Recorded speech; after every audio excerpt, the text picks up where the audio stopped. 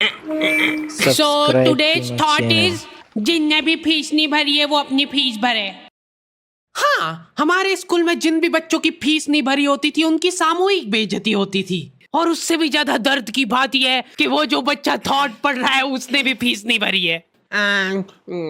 School वालों ने intentionally उसको वो थॉट दिया था ताकि उसकी अंतरात्मा भी बेइज्जत फील करे। उस दिन हम सब बच्चों को असेंबली में 2 घंटे तक खड़ा रखा था क्योंकि हमारी प्रिंसिपल मैडम ने दिन रात मेहनत करके कोई सा तो नारी शक्ति का अवार्ड खरीद लिया था। लास्ट 2 पेटी बोल रहे हैं लोग। बाप रे, 2 किसको बोलते हैं आपको पता भी है? 2 में तो नहीं। हाँ। लेकिन मैडम आप मानोगी नहीं, आपके पहले जितने लोग आए उनको मैंने 4 पेटी से कम में दिया नहीं किसी को। चलो उठा लो इसको। अरे उसको नहीं, लाश को। ठीक है। मैम आपको दिख रहा है ना सामने का राम नाम।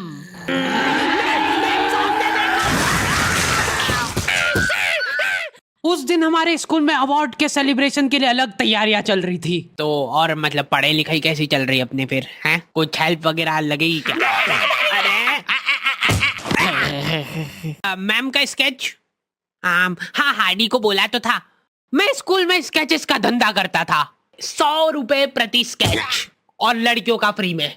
मैंने एक बार चमेली का स्केच बनाया था। उसने बनाने का बोला नहीं था, मैं खुद से बना के ले गया था। वो देख के वो एकदम इम्प्रेस हो गई और उसने जाके अपने बंदे को दिखा दिया। ये देखो हार्डी ने बनाया, कितना अच्छा बनाया यार, हूबहू लग रही हूँ मैं एकदम। उसका बंदा राजेश और उसके साथ 2-4 लौंडे लपाड़े और।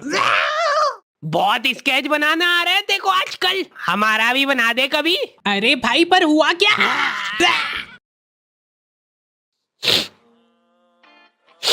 मैं रोते हुए एक ही चीज सोच रहा था कि ऐसा क्या गलत कर दिया यार मैंने। सिर्फ आई लव यू चमेली तो लिखा था मैंने।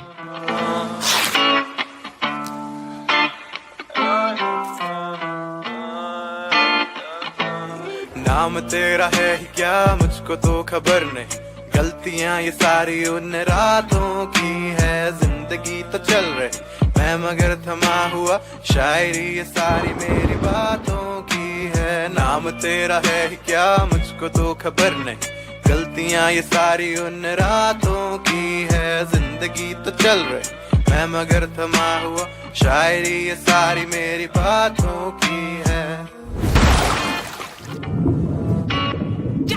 ये क्या बना के लाए हो? मिट्टू लग रहा है एकदम। निकलो। ड्राइंग वाली मैडम ने मेरे को प्रिंसिपल मैडम का स्केच बनाने का बोला था और मैं अपनी जिंदगी का सबसे वाहियात स्केच बना के ले गया क्योंकि फ्री में बनवा रहे थे मेरे से। मैम अब फ्री में तो ऐसा ही मिले। असेंबली ग्राउंड में सारे कैदियों को हाइट वाइज खड़ा करा जाता था और जो भी बच्चा प्रेयर के बीच में आंखें खोलता था या हिलाडुली करता था, पसीना पोंछ रहा था वो बेचारा। प्रेयर खत्म होने के बाद हमारे आसपास लाशें पड़ी होती थी। असेंबली से क्लास तक का फासला बहुत कठिन होता था कुछ बच्चों के लिए। ओए रोक इधर, तेल क्यों नहीं डाला? सर वो मेरे घर पे जो कोई भी तेल लगा के नहीं आता था उसको घसीट के काल कोठरी में फेंक देते थे लोग और वहीं पे 25 लीटर वाली सोयाबीन तेल की केन उसके ऊपर ढोल देते थे। सर मैं कल डाल के। बेचारे बच्चे फिर भी जैसे तैसे अपने क्लासरूम तक पहुंच रहे हैं और वहां पे टीचर के आते पते ही नहीं है। उनकी अलग मीटिंगें चल रही है ऑफिस में। अच्छा चलो बताओ कि अपन इन बच्चों को और किस तरीके से लूट सकते हैं। मेरे पास एक आइडिया है। देखो अपन क्या है कि एक प्रोजेक्टर लगवाते हैं एक ही क्लास में। कैदियों को क्लास में कोई संभालने वाला नहीं होता है तो ये अपने जंगली पने पे उतर ही आते हैं। मैं कह रहा हूँ लोहे की स्केल से बेंचे रगड़ रहे हैं, मिस्त्री फेल हो जाए इनके सामने, ऐसा फिनिशिंग वाला काम करते थे। लेकिन इनके जंगली पने यहीं पे खत्म नहीं हो रहे। 2 लौंडे उठे और उन्होंने उनकी बेंच उठा के खिड़की से बाहर फेंक दी। अब उनको देख के बाकी बच्चे भी क्लास का सारा सामान उठा के खिड़की से बाहर फेंक रहे। और क्यों कर रहे हैं ये सब वो इनको खुद को नहीं पता है। मैम शायद बाहर छोड़ो, इधर ध्यान दो ना आप। तो अपन ये जो प्रोजेक्टर लगवाएंगे इसको अपन नाम देंगे स्मार्ट क्लास और उसकी अपन लेंगे अलग से फीस। ठीक है, पर कभी किसी बच्चे ने नहीं दी तो? अरे भूषण जी, फीस पेरेंट्स देते हैं, बच्चे नहीं। 1 हफ्ते में 1 पीरियड लगता था स्मार्ट क्लास का, जो बच्चों को स्मार्ट बनाने के लिए काफी था। पॉपकॉर्न लाया था ना तू आज? खोल टिफिन। मूवी चलेगी अभी मूवी। ये लोग ऐसे बैठे कि अभी लड़की आके मुजरा करेगी इनके सामने। जिन भी बच्चों ने वो एक्स्ट्रा फीस नहीं भरी होती थी उनको वो 1 पीरियड के लिए क्लास के बाहर जाना पड़ता था। ये सब हरकतों में ही 10-15 मिनट निकल जाते थे। उसके बाद टीचर आके जैसे ही प्रोजेक्टर चालू कर रही है उसकी आधी स्क्रीन जने का सीलिंग पे ही चढ़ रही है। तो अब उस स्क्रीन को फिक्स करने के लिए एक एक्सपर्ट आदमी को बुलाया जाता है। हाँ सही सोच रहे हो। बोसाना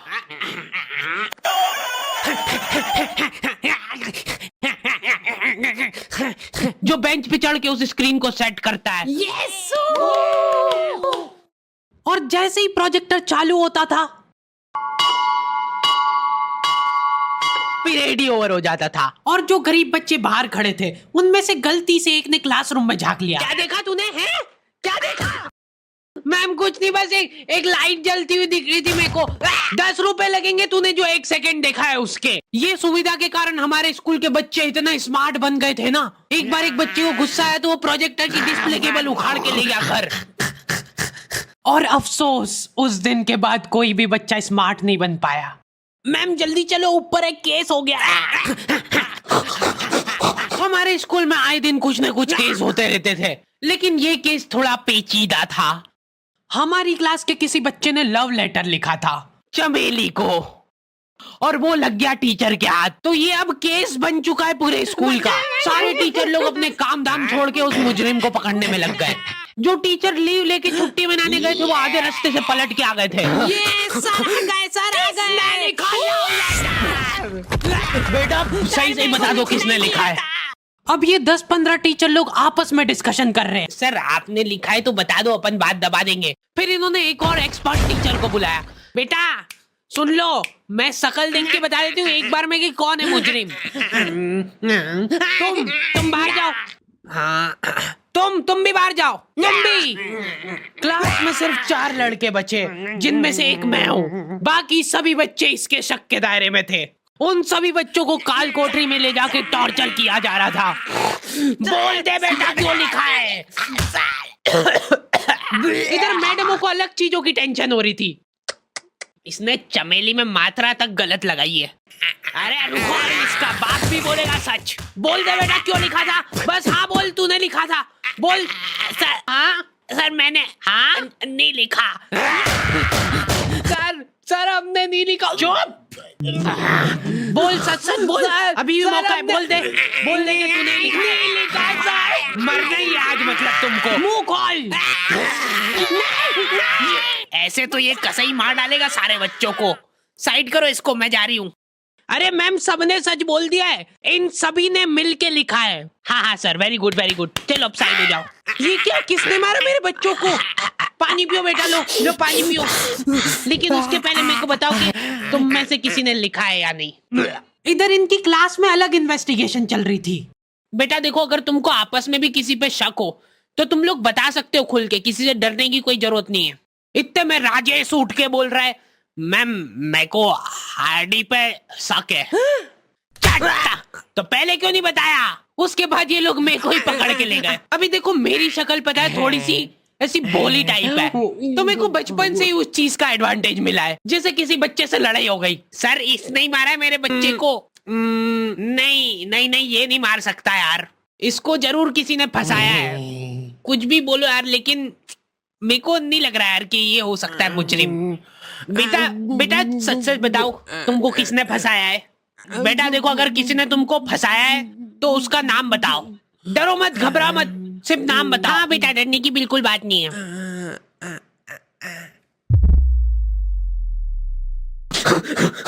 राजेश कौन है? सर मैं। बस उसी दिन राजेश मेरे को आखिरी बार दिखा था, लेकिन वो लव लेटर किसने लिखा था वो आज तक रहस्य ही है। तू लगे सामने खड़ी है तू, लगता जैसे अपने आप से लगी, खुली किताब जैसे मेरी प्यारी चमेली। नाम तेरा है क्या मुझको तो खबर नहीं, गलतियां ये सारी। ओके, तो दी एंड हो चुका है। और आई नो वीडियो बहुत लेट है, क्योंकि हमारे पास काम करने वाले लड़के लड़कियों की कमी है, इसलिए वी आर हायरिंग। तो अगर तुम में से कोई भी इंटरेस्टेड है और हमारे काम में कहीं भी कंट्रीब्यूट कर सकता है तो तुम अप्लाई कर सकते हो। सारी डिटेल्स तुम लोगों को डिस्क्रिप्शन वगैरह में मिल जाएगी। और प्लीज कोई भी ऐसे मेल्स मत भेजना जिसको पढ़ के हमारा वीडियो बनाने से मन ही उड़ जाए। मिलते हैं नेक्स्ट वीडियो में। नाम के तेरे मुझको तो खबर नहीं, मैं देखता ही जा रहा हूँ। मुझको तो सबर नहीं, कबर में ही लेके जा रहा सारी बातें तेरी। बादल रहते चुप, अब वो रहे बरस नहीं, तरसते मेरे ख्वाब।